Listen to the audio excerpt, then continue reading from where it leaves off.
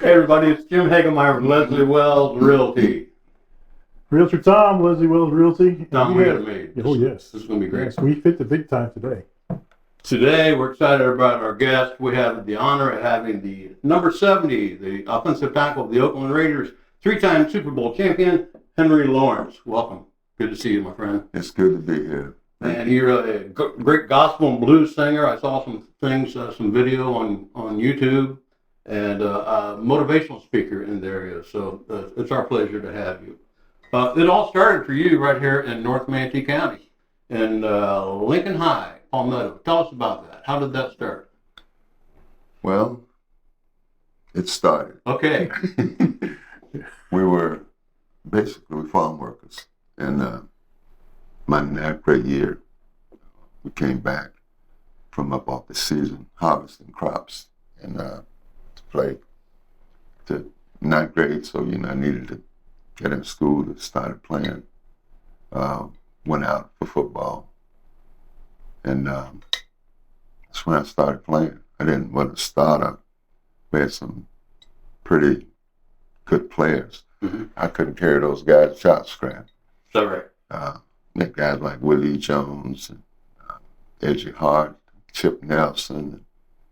All those guys should have been NFL, NBA Hall of Famers. All from right here. All from right here, Palmetto, and a couple of them from Brayton. But that's where it started. Mm-hmm. And I played offensive tackle and defensive end.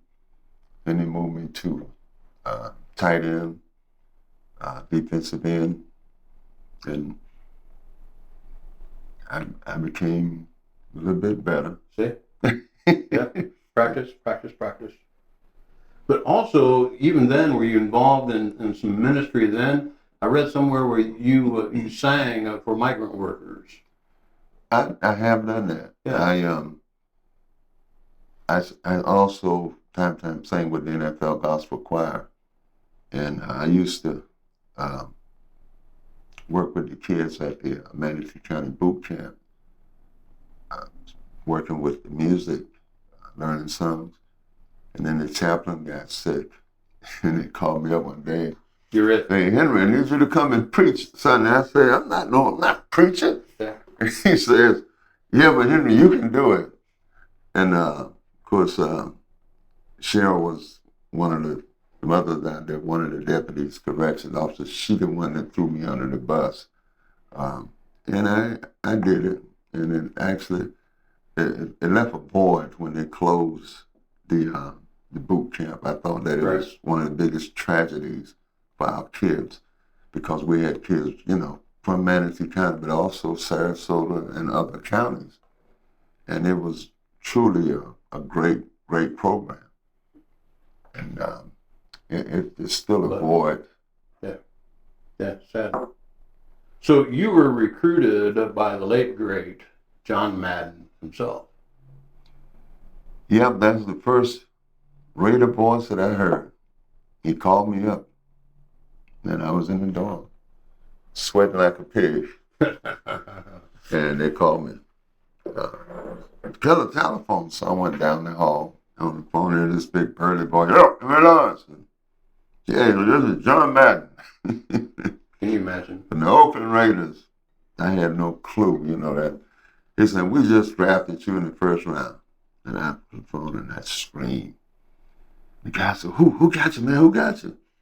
I said, the Raiders. They said, man, they're in the playoffs every year. I said, they are? Because I wasn't zeroing in on that. Yeah. Because when I was there, guys said, oh, man, Daddy's playing on Sunday. I didn't care less. Yeah. But these guys, they knew. Oh, yeah. And then after that, they sent a couple of guys down. Art Shell came down and trained me for a week. And a gentleman named Kevin Corber came down and took me to the gym and showed me how to lift weights, because I really wasn't. And my weights were the orange boxes and the tomato boxes, loading them, and the potatoes, throwing them up. So that was my weight training. Can you imagine? Yeah. So let me get this straight. 3 Super Bowl wins, 2 Pro Bowls, a Jesse Owens Achievement Award. How do you do that? What's the secret to that? I mean, that just doesn't just happen. No, I mean, you don't hear of that anymore. Well, Coach Shannon had this talk what he would do with the kids, but even back then, and he still does at the time to keep it going. Matter of fact, he turned 100, I think 101 years old. All right. Just for him. And that was his thing, to keep it going. Even after they closed Lincoln, I did my senior year at Manatee. And of course, I opened my mouth, stepped out, we walked out. Because it was horrible. They treated the kids like shit. Yeah. And we walked out, and I spoke up, and it cost me. I sat on the bench after I started the third game, and I sat on the bench the rest of the season. And I think maybe we may have won one game. Somebody said it might have been two, but I think it was one game that I remember. It was tragic in a sense, but also the blessing, because I grew up learning, you take lemons, make lemonade.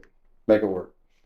So all of those offers and letters and stuff disappeared. Went and did a couple of recruits program, went up to Tampa with the football, and went to University of South Carolina. Was talking with Navy and West Point, a few other, but sitting on the bench, nobody wanted to take the Nobody job. wanted to look. Yeah. So Southern University recruited me. They stayed with me, and I actually signed. But the guy called. I did a letter of intent. He called me. Once I'd be there Friday to sign you to the national letter. And I won't say it was a mistake, but I opened my mouth and I told Coach Willie Clemens. I don't know if you remember him. He passed several years ago, but he was a major impact in my life. And he said, "You can't go to Southern." I said, "Why not?" He said, "You got to go to Florida A&M. I haven't heard from them. I'm going to Southern. You see, Jimmy, you are our last hope." So they've never treated the kids right. And you can change that. Coach, I'm going to Southern. And he threatened me. He's a little guy, same size as Coach Shannon. They were about 5'1", 5'2". But I had been with him like 6 years because he got a hold of me my 7th grade year. I took a knife to school and somebody snitched on me. And he had his nose all up in my business, but he helped change my life. How about that? Yeah. So, again, 1974 to 1986 or something like that. That's a long time in the NFL. I see people that have been through that for any length of time and their bodies just beat up. What's changed with that today? Not much. My body's still beat up. That was like war back then. Yeah, It was war every day. When we played games, I considered it a vacation yeah. because we had physical practice every day in training camp twice a day. Mm-hmm. Now I think they hit once or twice a week, but we go out and have the vets will not come and watch, but they don't allow the guys to intermingle with the active players. And they have their pads on, but they don't have any pads on their legs, knees. So basically, that's what they consider practice. But I'm not hating it. I think I could have played 20 years doing it like that.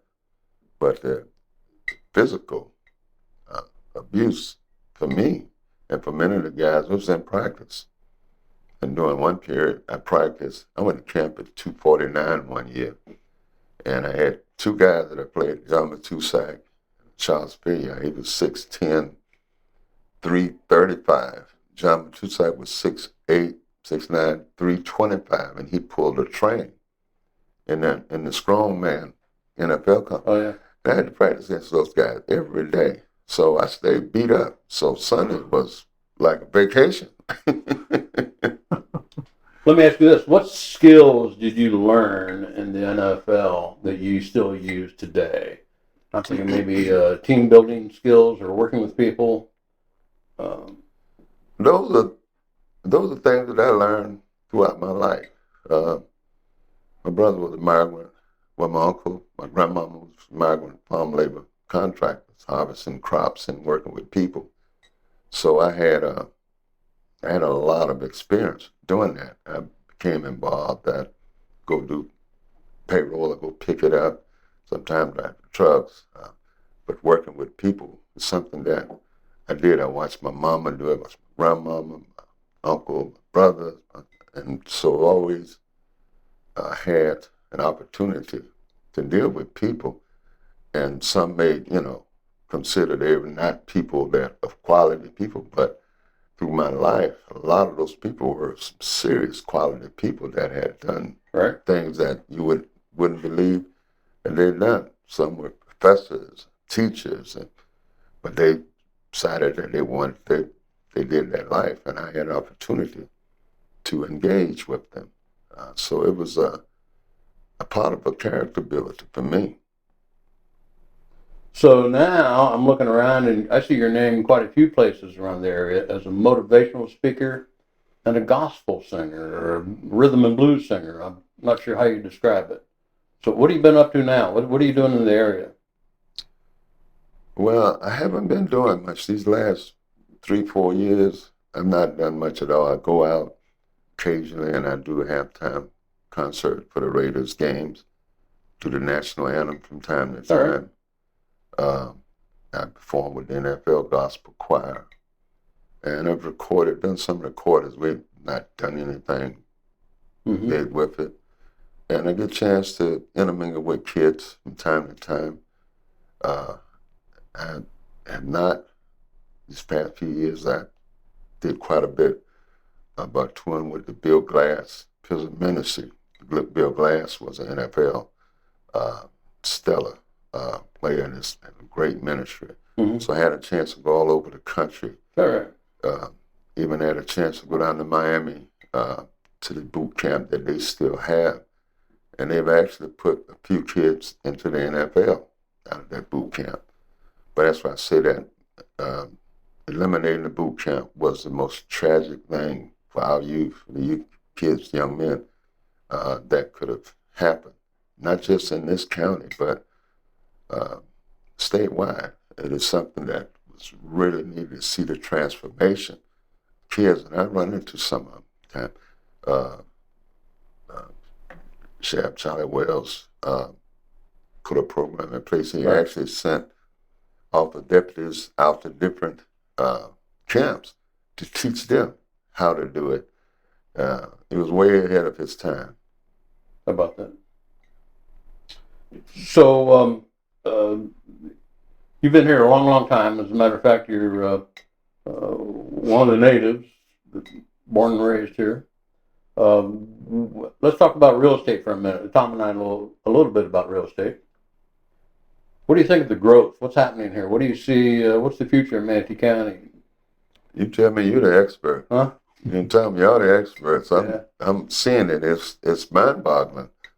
But you get an influx coming in like that, drastic changes are taking place. Yeah. And a lot of things will have to be being done differently because it has to be. The cost of living is Called growth, right? Growth. Pretty good stuff. I appreciate you coming in this morning and chatting a little bit. It's been a pleasure just to meet you and talk a little bit about the man, the myth, the legend. Yes.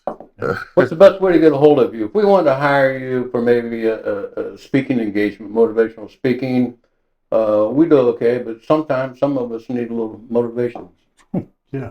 Right? Just write the check. Okay? Nothing to... Tell me, hey, Andrew, I got a check for you over here. Okay.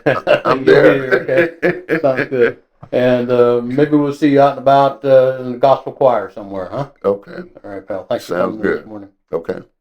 Hey, everybody. It's Tom and Jim's Awesome Real Estate Adventure. Thanks for tuning in, and we'll see you next time. Bye-bye.